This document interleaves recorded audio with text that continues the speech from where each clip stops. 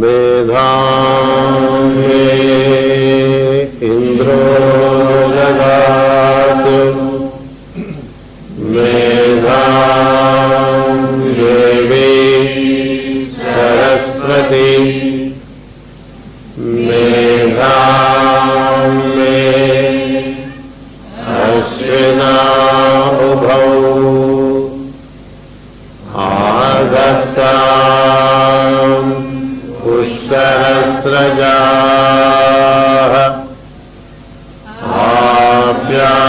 आप्यायन्तु ममाङ्गानि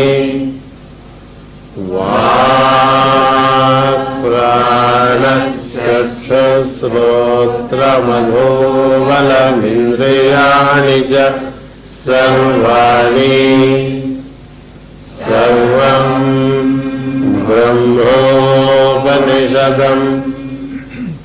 माहं ब्रह्म निराकुर्याम् मा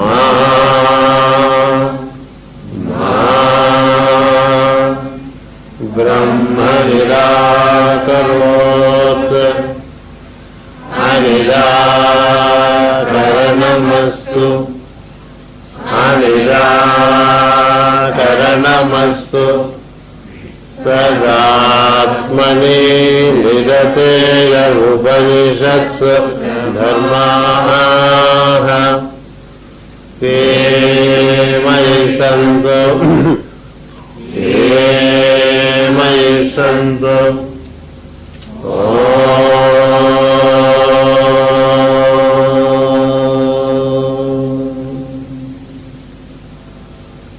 शान्ति शान्ति शान्तिः।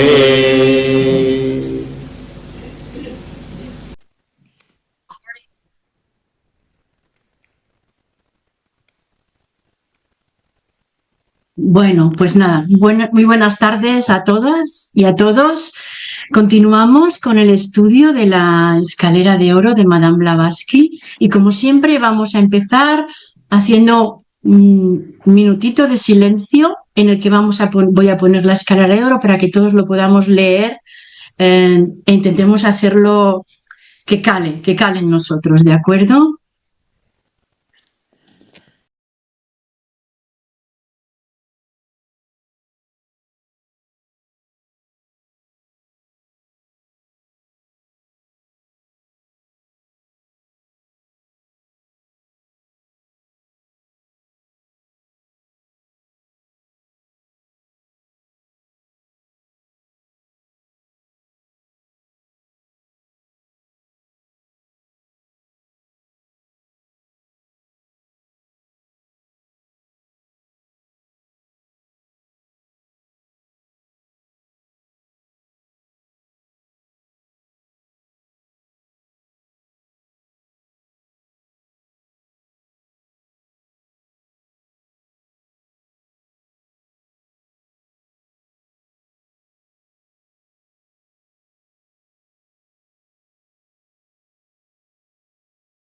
empezar con un poco ir viendo los dos nuevos escalones.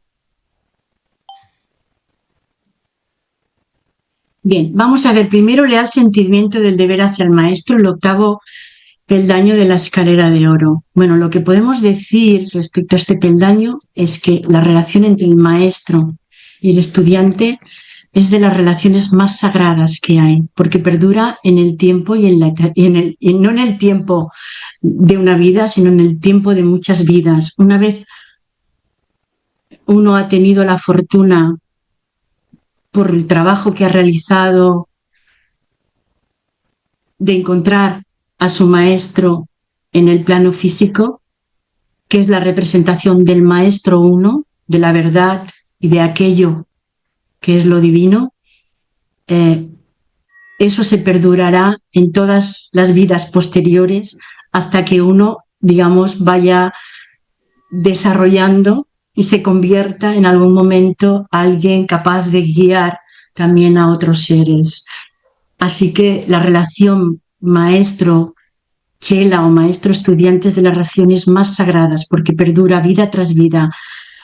Es más duradera en el tiempo y más sutil que la que tenemos con nuestra familia. Leal sentimiento del deber hacia el maestro es el escalón que le permite al estudiante una transformación más rápida. Vemos esto en el libro del maestro Kumar, La escalera de oro, y es así. Una vez uno encuentra en el maestro, el maestro nos conoce desde antes, digamos ya que es el maestro quien elige al estudiante, no el estudiante quien elige al maestro. El maestro nos va guiando ya en silencio, aunque nosotros no lo sepamos, para llegar hasta el momento en el que no lo reconocemos o lo conocemos en la encarnación física. Pero el maestro está siempre presente y expectante, esperando nuestra evolución para aparecer a nivel físico en el momento oportuno. Haciendo de esto, lo que podemos ver es eso, que construye un escalón fundamental en el camino del estudiante, ya que acelera el proceso. Una vez uno se encuentra con el maestro, el karma se acelera, empiezan a suceder muchas cosas que uno creía que tenía como muy asentadas en su vida, empiezan a cambiar, cambias de amigos, puedes cambiar de profesión, puedes cambiar de lugar de vida, o sea, todo tiene un aceleramiento, no solo a nivel externo, sino a nivel interno, de las contradicciones que nos surgen, de las necesidades que tenemos de conocimiento y de sabiduría. Todo se va desenvolviendo de otra manera y empezamos a formar parte de otra cosa distinta.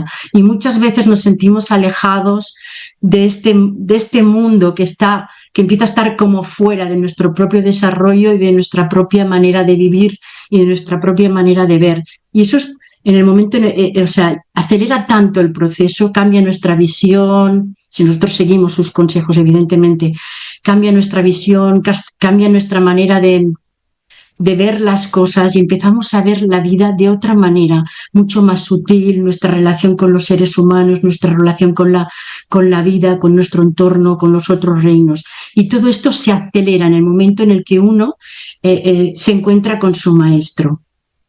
Y siempre, evidentemente, de que haya una obediencia. No es una obediencia externa o emocional. Aquí es donde debemos estar atentos, sobre todo en no crear o en no tener lazos emocionales con el maestro, sino en una actitud interna de compromiso, de coherencia, de fidelidad. Por esto la enseñanza es obediencia. La enseñanza es leal sentimiento del deber hacia el maestro. Este es el escalón, es la lealtad. La lealtad es algo que surge del corazón, del convencimiento, de la fe que uno tiene en su maestro. Somos leales a aquello que creemos en el corazón, aquello que nos impulsa, aquel ideal que nos lleva. Y el maestro lo reconocemos como aquel que nos está guiando para encontrarnos a nosotros mismos como aquello que somos en realidad. Porque el maestro es el que conoce, vive la verdad. Él conoce la verdad, pero la conoce porque la experimenta, porque la vive. Entonces, esa verdad que en las escrituras sagradas se dice aquello yo soy. que no podemos explicar ni vamos a intentarlo, porque sabemos que eso es un trabajo de muchos, muchos años que los maestros han hecho. Los maestros han tenido maestros y se han iluminado, por decirlo de alguna manera, y han vuelto para ayudarnos a todos nosotros a seguir en el proceso. Entonces, él vive en esa realidad, que es la realidad. Todo lo demás es como un baile, como un juego que hace la madre, que es el juego de Maya. Entonces, él no posee una identidad, aunque nosotros veamos maestros con su trabajo, con identidades separadas, con diferentes lugares de nacimiento, con diferentes maneras de expresarse, según el tiempo y el momento. Cada maestro se expresa según su tiempo y su momento y según la sociedad a la que dirige sus enseñanzas. Esto es algo que se ve en el exterior, porque los maestros se adaptan para traer las enseñanzas que son eternas y son siempre las mismas. Tomen el libro que tomen o tomen la manera en que tomen de expresarse, las adaptan para que podamos entenderlas según nuestro tiempo y nuestra circunstancia vital.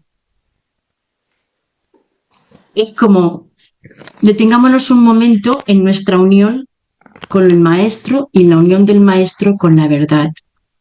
Aquello yo soy es como un océano. La ola se cree separada. Si vemos el dibujo, vemos que hay como pequeñas gotitas afuera que se pueden creer que no son parte del océano, pero lo son. Simplemente ese estado es transitorio, el estado de creerse separado, no de estarlo, no de ser separado del océano, sino de creerse separado del océano, de creerse hielo y no agua. Es un estado transitorio por el que todo pasamos y es lo que estamos viviendo. Nosotros nos sentimos aislados, solos, nos parece que no tenemos muchas veces no tenemos ninguna relación con la vida, ¿no?, de los demás, con la vida del planeta, y sin embargo todos somos aquello yo soy, todos somos esa verdad. Entonces, nuestro yo soy individual no está separado del aquello universal, es solo una cosa aparente. Lo que pasa es que no lo sabemos, y como no lo sabemos, no lo vivimos, o como lo hemos olvidado, no lo vivimos. El maestro es alguien que es consciente en todo momento y en toda circunstancia de esta unidad. Madame Blavatsky nos dice, de instructores hay mucho. El alma maestro es una, Ayala, el alma universal. ¿Vemos? Es lo que comentábamos hace un momento. Vive en ese maestro como su rayo vive en ti, como la luz del maestro, como la luz del aquello yo soy, vive en nosotros, viven tus compañeros, como viven ellos en él. Es decir, todo vive en ese aquello yo soy, todo vive en ese alma universal, todo vive en esa vida, todo vive en esa verdad. Solo que a veces nos olvidamos de ello, muy frecuentemente. El maestro es aquello manifestándose a través de una forma. Y por eso ahora toma la forma de un maestro, después en otra circunstancia y en otro tiempo puede tomar la forma de otro maestro. Eso sí, cuando un maestro nos acepta, o cuando un maestro nos acepta en su ashram, que es su aura, ya formaremos parte de eso en nuestra evolución. Aunque es cierto que a veces los maestros pueden llevarte hacia otro maestro para determinadas iniciaciones o progresos, como por ejemplo cuando Madame Blavatsky, su maestro, era el maestro Moria, pero cuando ella llega al Tíbet es el maestro Kutume quien se encarga de su adiestramiento y de sus enseñanzas. Quiero decir, los maestros son todo uno, no lo olvidemos, es aquello, es la vida. Entonces, lo que pasa es que generalmente cuando un maestro nos admite en su ashram, es el que nos va guiando, como hemos dicho, vida tras vida. Su cuerpo, su personalidad y actividad son instrumentos para la acción de lo divino. Esto es algo que no debemos olvidar, porque a veces los maestros nos riñen, nos cuestionan, nos hacen tener crisis. Entonces, tenemos que aceptar que a través del maestro se está manifestando lo divino. La diferencia, hay una diferencia, muchas veces, claro, esto ocurre por algo, porque nuestra percepción es diferente y comprendemos de una manera diferente que lo hace un maestro.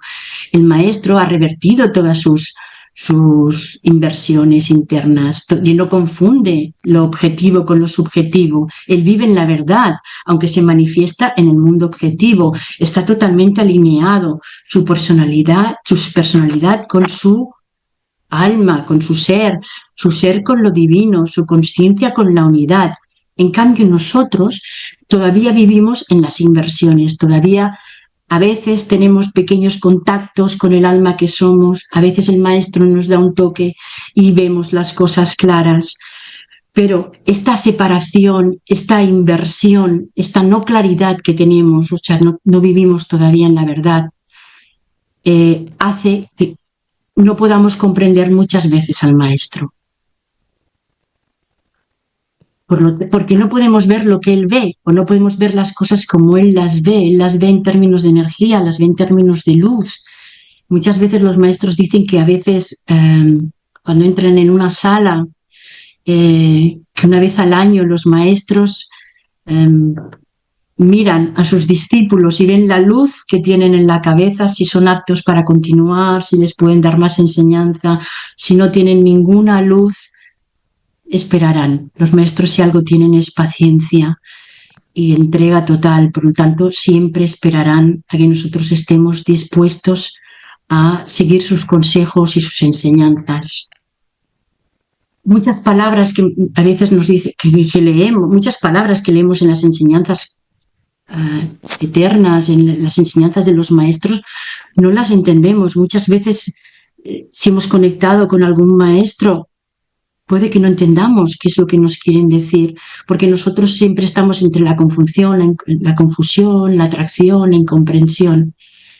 Y muchas veces el maestro es un espejo que nos refleja y nos muestra sobre todo al principio, nuestras confusiones, nuestras incomprensiones, nuestras dudas, nuestras carencias, para que podamos verlas y podamos conocernos a nosotros mismos, para que iniciemos ese camino del conócete a ti mismo, del oráculo de Delfos, en el que conocerse es conocerse no de una manera emocional, mental ni física, sino conocer lo que realmente somos, el alma que somos en expresión.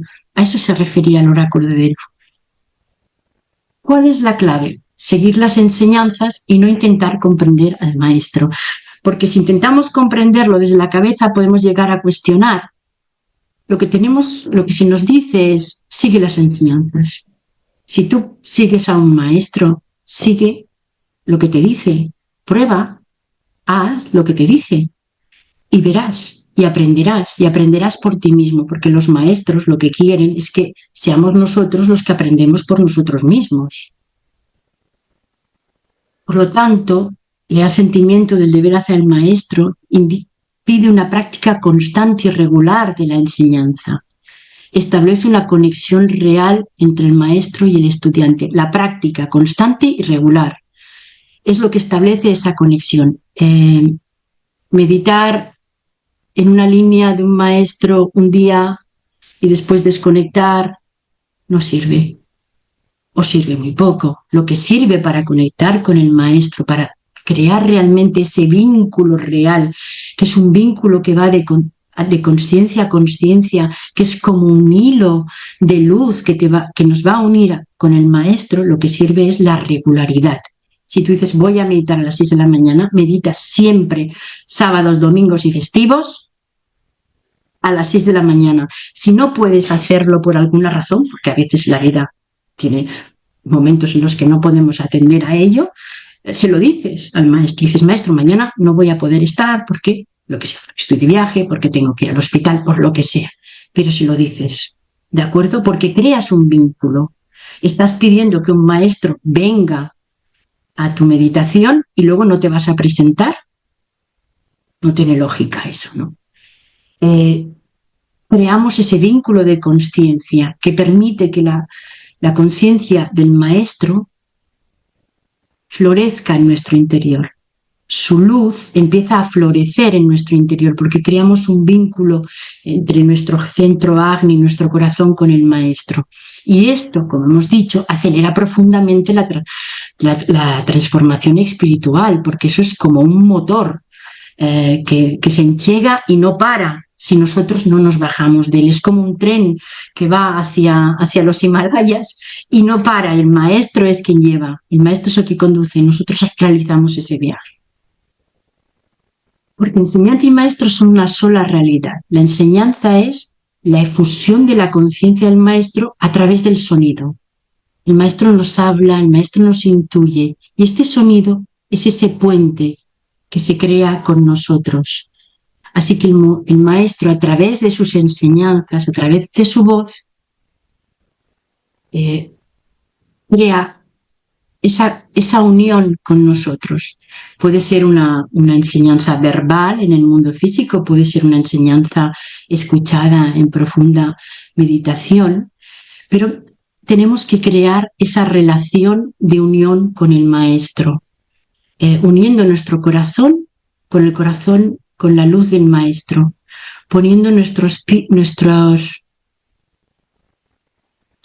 corazón a los pies del Maestro, inclinándonos ante el Maestro para crear ese puente, porque si nosotros no vamos hacia allí, el Maestro estará esperándonos siempre, pero en el momento en que nosotros empezamos a crear ese puente, empezamos a cruzar ese puente hacia el Maestro con decisión, con fe y con ritmo, el Maestro empezará a venir hacia nosotros para encontrarse con nosotros en ese puente y crear un puente sólido, perdurable, a través de todas, muchas vidas. Hay varios tipos de estudiantes, de pupilos, ¿no? Está el estudiante intelectual que quiere entender primero para después seguir al Maestro. Y está el estudiante devocional que sigue al Maestro para llegar a entender. Pero, ¿cuál es la clave según tu inclinación? Pues los dos tienen que practicar las enseñanzas como clave esencial. Porque si eres un estudiante devocional que sigues al Maestro, lo vas siguiendo, pero no lo practicas, simplemente tienes una devoción y acabas creando un vínculo emocional, pero es todas las enseñanzas de los maestros, hay que intentar llevarlas a la práctica una y otra vez hasta conseguirlo. No siempre se consigue todo a la primera, por lo tanto hay que intentarlo. Y el estudiante intelectual que primero quiere comprenderlo se puede quedar con una cabeza muy grande que le pese mucho, pero no llegar al corazón ni llegar a crear ese vínculo con el Maestro. Por lo tanto, tanto si nuestro acercamiento es de una manera intelectual como si es a través de la devoción, debemos practicar las enseñanzas que nos lleguen a través de los maestros. Bien, los maestros reconocen a los estudiantes, los forman incluso antes de que sean conscientes de ello. Cuando nosotros encontramos al maestro en el plano físico, el maestro ya nos ha tenido en cuenta, el maestro ya nos ha localizado y ya se han creado las circunstancias propicias para que cada uno de nosotros pueda conocer al maestro. Nosotros no elegimos el maestro, nosotros somos elegidos por el maestro. Muchas veces decimos, oh, mi maestro es Moria, mi maestro es Kutumi. No. Esos son solo ilusiones. Es el maestro el que elige al estudiante. Porque ellos saben, y saben cuál, porque hay muchos maestros, toda una jerarquía de maestros de luz. Ellos saben cuál es el más adecuado y el que mejor te puede enseñar y guiar en ese momento, porque no solo enseñanza, es guía, es esa relación sagrada de amor, comprensión, compasión y ayuda siempre, aunque a veces la ayuda venga por una riña, por reñirte un poquito, pero es desde ese amor profundo por la humanidad y por su estudiante que el maestro elige a cada uno de sus estudiantes. El maestro conoce al estudiante y no al revés muchas veces. Percibe la intención ardiente, la orientación y ayuda solo cuando existe una dirección clara y sincera. Es lo que estábamos comentando, o sea, tenemos que ser sinceros y entregados. Si nosotros no vamos hacia allí, el maestro estará esperándonos, pero no se creará ese vínculo. Hemos de crear ese vínculo desde el corazón, desde la entrega.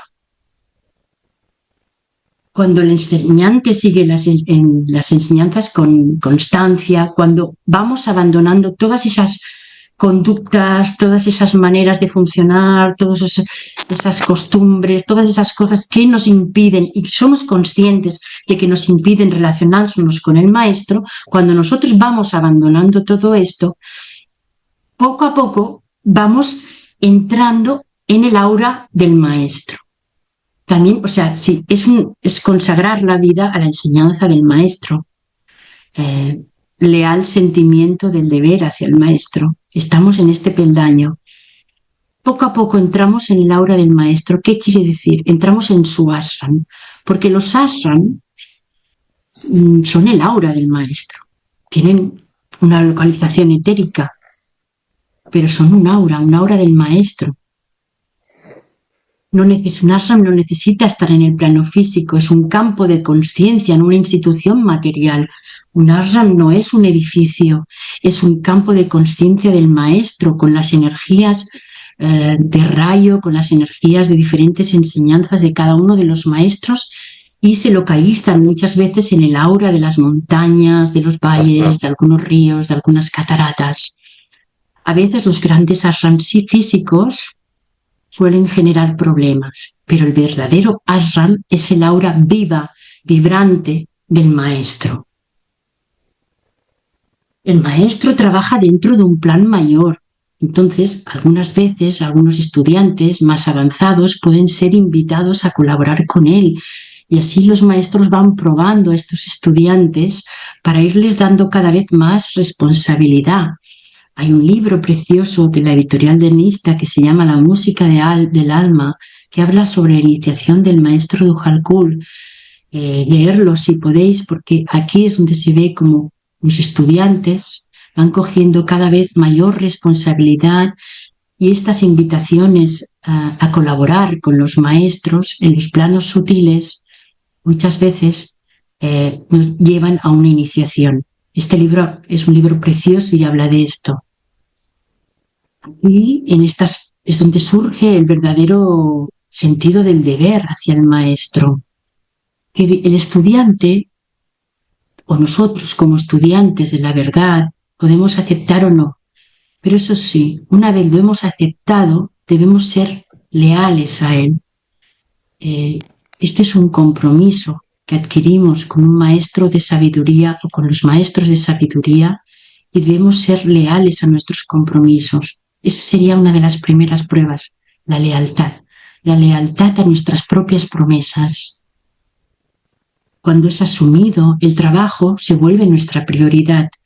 La vida personal pasa a un segundo plano. Evidentemente no dejamos de lado nuestra familia, ni nuestro trabajo, ni nuestros compromisos.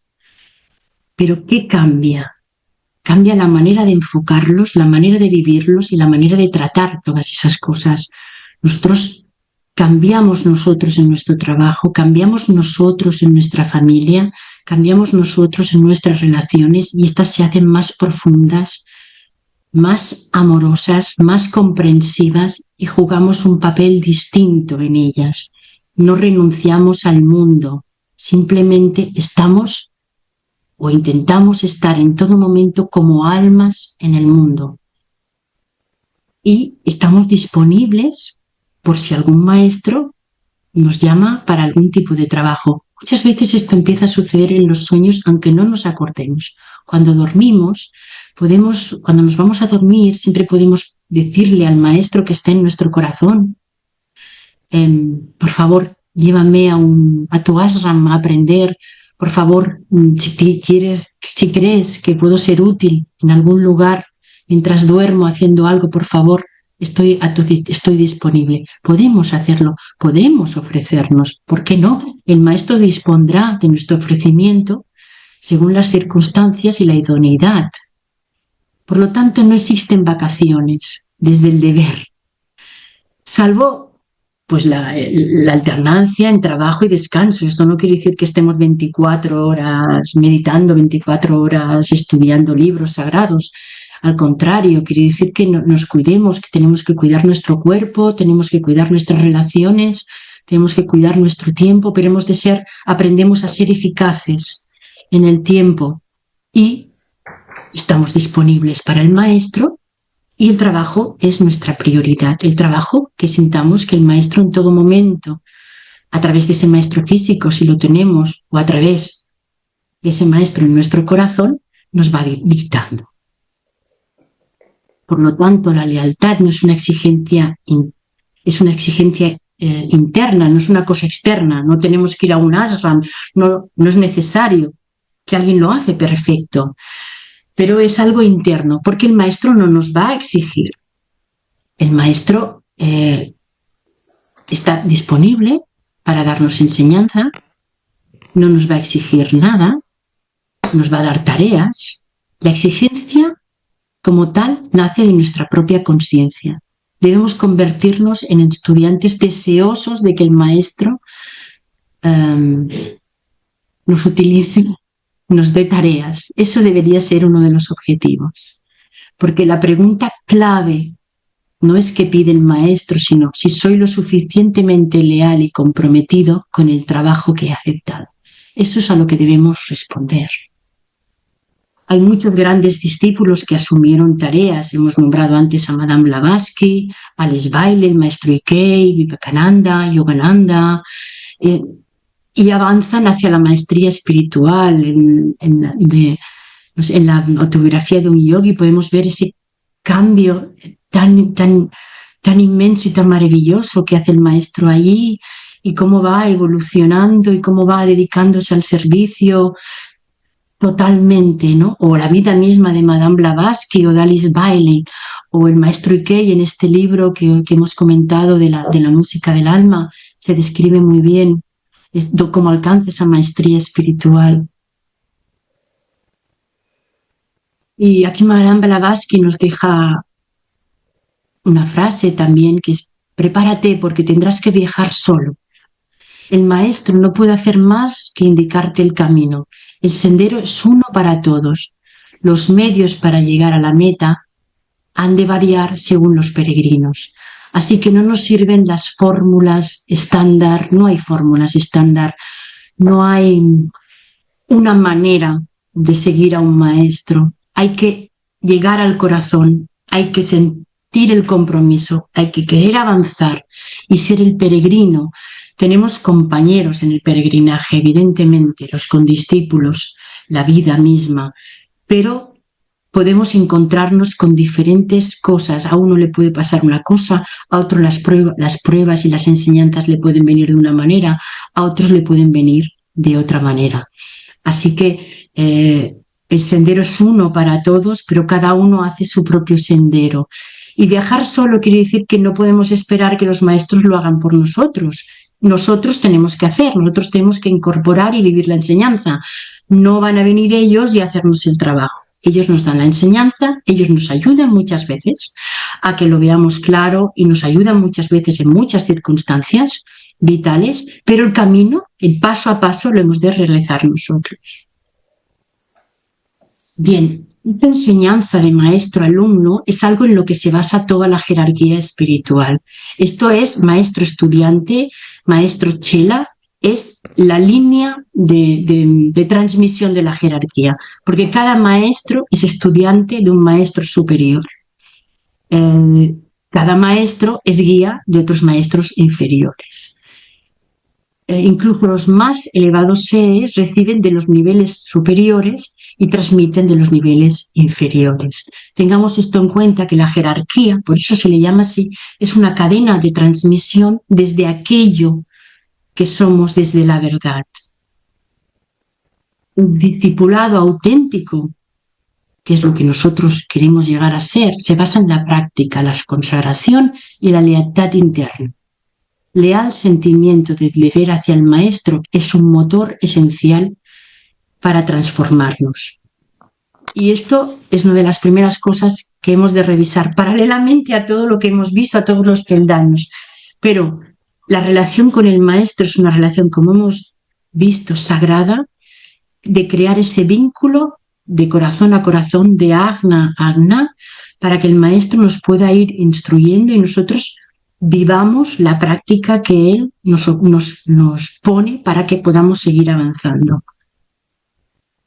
El sentimiento permite avanzar con mayor alegría, rapidez y profundidad en el sendero. Esta unión con el maestro nos va a dar alegría, porque no estamos solos, nosotros haremos el camino, pero no estamos solos, ni ellos nos van a dejar solos una vez nos han admitido en su aura. Cuando nos convertimos en el aura, un habitante del ashram del maestro, es mucho menos pesado porque estamos convencidos de las cosas y las pruebas que nos puedan llegar tienen su contexto y tienen una realidad diferente para nosotros que mucho antes, cuando no estábamos en el ashram del maestro, que todo era muchísimo más duro. Todo tiene otra dimensión, todo tiene su sentido, todo tiene su lugar. Podemos comprender. Por lo tanto, desde esa conciencia y ese sentimiento de comprensión, no hay sufrimiento. Pueden haber problemas, pero el sufrimiento empieza a disolverse, porque el camino puede ser difícil, pero llevamos la sonrisa que el maestro ha logrado hacer surgir en nosotros. Bien, hasta aquí este peldaño. Ahora pasamos al siguiente peldaño, que es obediencia voluntaria a los mandatos de la verdad, que sería el 9. Es como una consecuencia, ¿no? O sea, tenemos un maestro nos da enseñanzas. Las enseñanzas mayormente conocidas son a través de los libros y nos centraremos ahí en todas las escrituras sagradas. Entonces podemos ver que las escrituras sagradas nos dicen son los modelos clásicos para comprender la verdad. Así que esta obediencia voluntaria a los mandatos de la verdad, vamos a buscar esa verdad en los libros sagrados, que hay muchos libros sagrados, todos los Upanishads, todo el Mahabharata, todo el Ramayana, la Biblia, muchísimos libros sagrados, muchísimos libros de discípulos, los libros del maestro tibetano, los libros del maestro Ikei, del maestro Kumar, todos estos libros hablan de la verdad, adaptan las enseñanzas a su tiempo, al tiempo en el que fueron escritas, porque los maestros, como hemos dicho, se comunican a través del tiempo. Entonces, en el tiempo en el que estamos, hablan de una manera, en la época hace 5.000 años, en la época de los Upanishads, hablaban de una manera, en la época de Jesús hablaban a través de parábolas, pero la verdad sigue siendo la misma. No son simplemente libros, y son registros de las enseñanzas de los grandes maestros e iniciados. Y cada tradición espiritual posee las suyas propias, ¿de acuerdo? O sea, no hay ni mejores ni peores, simplemente diferentes en la modalidad de tratar de explicar la sabiduría. La doctrina secreta es un libro sagrado escrito por Madame Blavatsky, explicando la verdad de nuestro origen, y está explicado para que lo entendamos en este momento. Representan la sabiduría adecuada a cada época, por esto el Mahabharata, los sutras, Bhagavad Gita, los Yoga Sutras de Patanjali, son las expresiones de la verdad para cada uno de sus momentos históricos.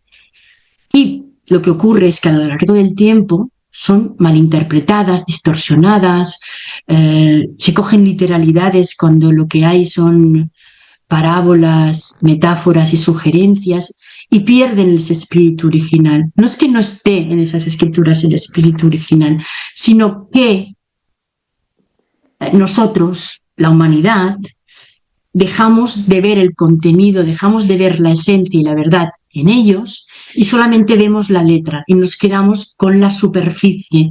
Y entonces lo que ocurre generalmente es que cuando esto sucede, los grandes iniciados vuelven a encarnar para restaurar de nuevo la comprensión correcta de la verdad, que es lo que nos quieren enseñar, a través de explicar las enseñanzas y la verdad con otras palabras, pero sigue siendo la misma sabiduría. Las escrituras originalmente contienen esta verdad con mayor pureza, pero sí, las traducciones a veces pueden distorsionarla. Por lo tanto, el objetivo es descubrir el significado profundo tras las palabras. Así que cuando desarrollamos esta obediencia, tenemos esta disposición para seguir conscientemente lo que la verdad nos sugiere. A veces sin comprenderla del todo. Nos pasaba con el maestro, ¿no? Tenemos que seguir lo que estas enseñanzas nos sugieren. Y además, conforme las vamos leyendo y nosotros vamos avanzando, se van abriendo porque hay como diferentes capas, diferentes señales. Hemos de aprender, a veces para leer una escritura sagrada, hemos de aprender o acudir a la astrología, porque la escritura sagrada es un símbolo en sí mismo.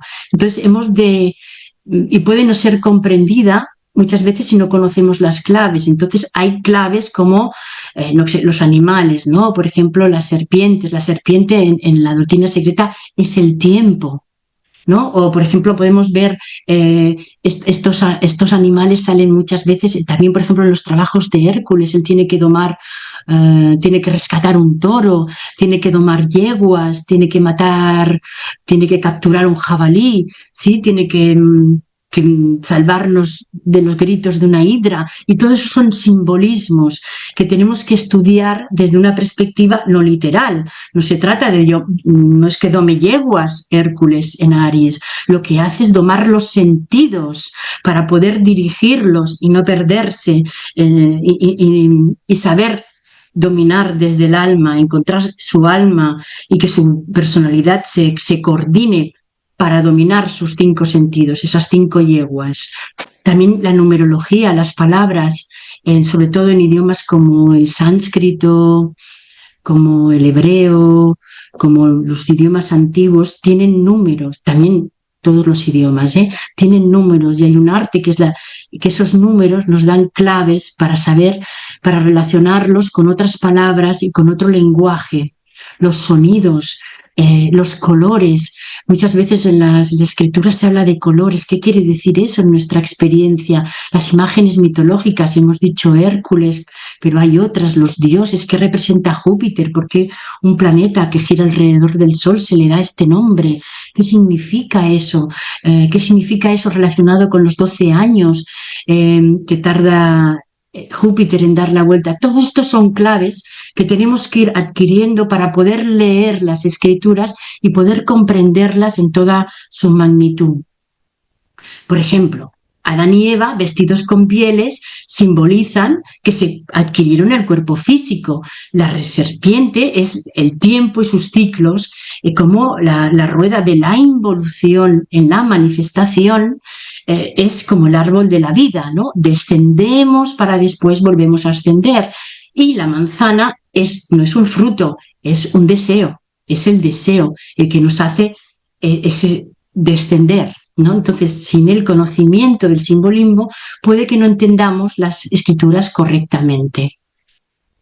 Por lo tanto, estudiar las escrituras sagradas, la verdad, nos lleva a tener que estudiar muchas otras cosas, ¿no? Lo que comentábamos en el libro La escalera de oro, el maestro Kumar nos menciona 6 claves. Vamos a nombrarlas: astrología, etimología, numerología, los ciclos del tiempo, las presentaciones métricas y las presentaciones de colores. Es un poco lo que hemos visto también, la astrología, la cuestión de los astros, la cuestión de los planetas, el estudio de las palabras, los números, los ciclos del tiempo, la métrica, ¿no? La métrica de los mantras tiene todo su sentido.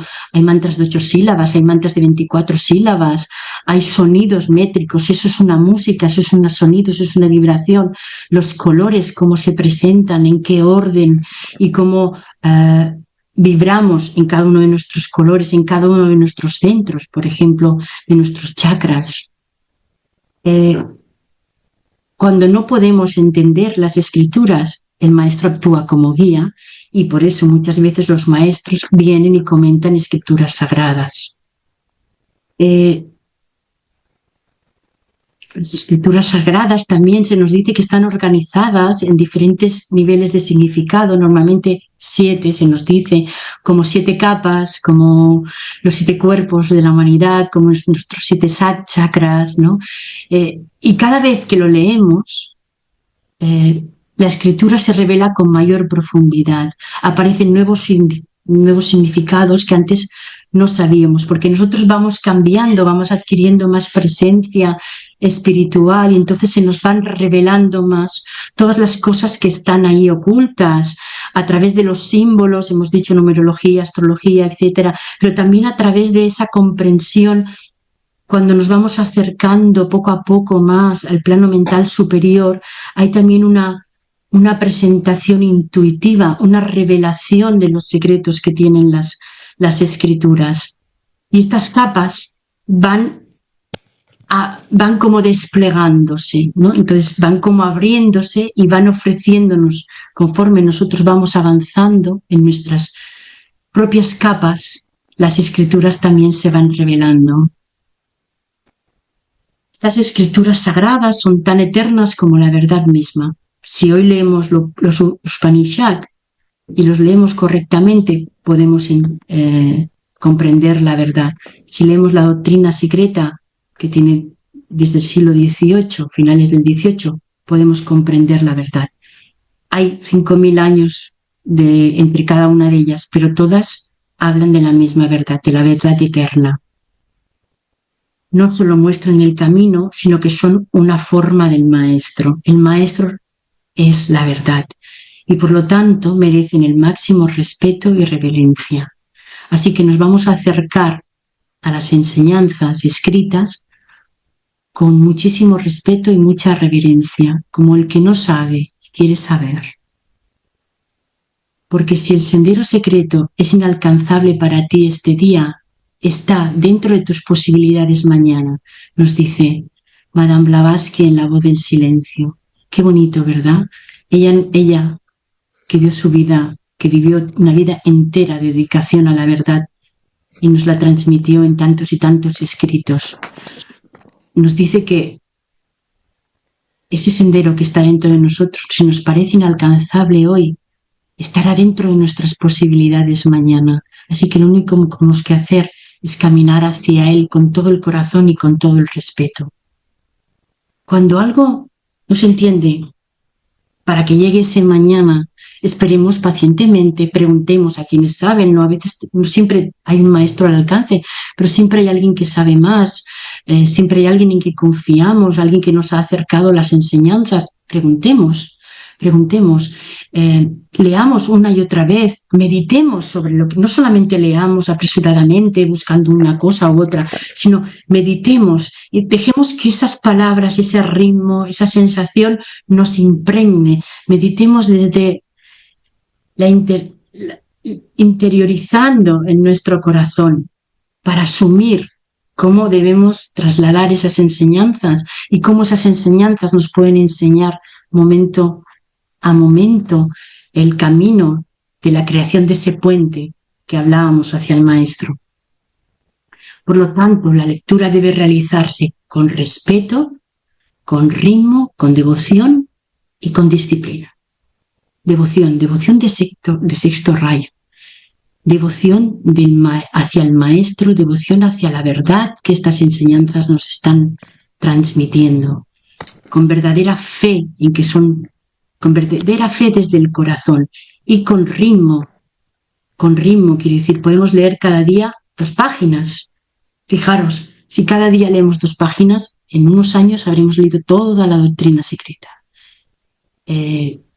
Así que podemos empezar en cualquier momento, con cualquier escritura sagrada que nos sintamos llamados hacia ella, con ritmo, marquémonos un ritmo, leamos con respeto y con devoción desde el corazón y con disciplina. Si decimos lo mismo que decíamos cuando vamos a meditar para acercarnos, para conectar con el maestro, disciplina. Si decimos que vamos a leer 2 días a la semana, si decimos que vamos a leer cada día, hagámoslo con disciplina y mantengámosla, Ese es nuestro compromiso. no leerlas de forma casual, preferir un lugar físico. Se crean energías en los lugares físicos. Cuando nosotros encendemos una vela, ponemos un incienso, ponemos la foto del maestro, de la maestra, del libro que vamos a leer, por ejemplo, si elegimos La doctrina secreta, La voz del silencio de Elena Blavatsky, ponemos una foto de ella, creamos incienso, una barrita de incienso de sándalo y una vela, y pedimos a la maestra que por favor nos guíe en ese estudio. Esto es con Madame Blavatsky, con cualquier otro maestro, con cualquier otro libro, hacia el maestro que lo ha escrito o hacia aquel que lo ha escrito. Pedirle conectarnos, que nos vaya revelando la enseñanza profunda que hay y que seamos guiados a descubrir en algún momento, a lo mejor no en ese momento, pero más tarde, las claves que nos están dando. ¿Por qué son las claves? La escritura se revela a quien la aborda con humildad y reverencia. No es una novela, es un acto sagrado lo que estamos haciendo de comunión espiritual. Estamos a los pies del maestro, estamos escuchando, leyendo sus enseñanzas. Por lo tanto, esta enseñanza exige humildad, obediencia voluntaria y disciplina, simbolismo y devoción. No es comprenderlas intelectualmente, es permitir que la verdad que está en nosotros sea revelada a medida que nos vamos transformando interiormente. Solo la verdad puede ser vivida, no puede ser discutida. Y Madame Blavatsky nos dice, sé humilde si quieres alcanzar la sabiduría. Sé más humilde todavía, aun cuando seas dueño de la sabiduría. No caigamos en el espejismo, yo he leído la doctrina secreta, ya sé mucho, yo he leído los libros de Alice Bailey, no, yo ya sé, no. No caigamos en espejismos, no caigamos seamos muy, muy humildes, no sabemos nada. Somos estudiantes, somos peregrinos, guiados por el maestro siempre, aunque no lo conozcamos, aunque no lo sepamos. Cuando nos acercamos, el maestro está ahí expectante y se pondrá en contacto con nosotros en el momento adecuado.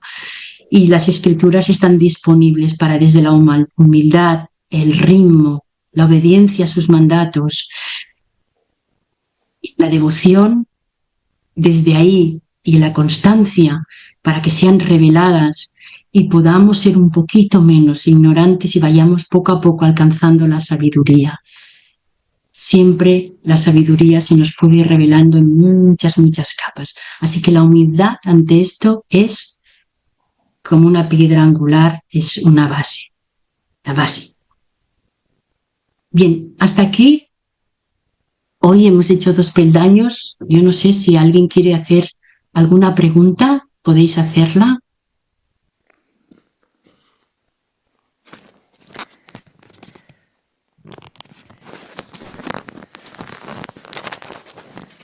¿No? ¿No? Bien, yo como siempre para acabar, hoy voy a leer un poema, porque es un poema precioso que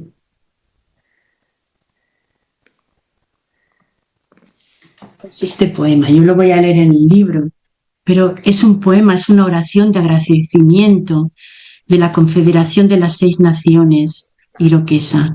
Está extraído del libro Gracias Madre Tierra, y es un poema de agradecimiento a los maestros. Me parece que es una buena manera de concluir hoy con este bonito poema de este pueblo indígena que tenía su territorio entre la zona de Nueva York, el norte de la zona de Nueva York y Canadá. ¿Vale? El poema dice así: Los maestros iluminados se llaman. Reunimos nuestras mentes para saludar y dar gracias a los maestros que han venido para ayudarnos a lo largo de los tiempos. Cuando nos olvidamos de vivir en armonía, ellos nos recuerdan la manera en que fuimos instruidos para vivir como pueblo. Con una sola mente enviamos saludos y damos las gracias a estos maestros bondadosos. Ahora nuestras mentes son una.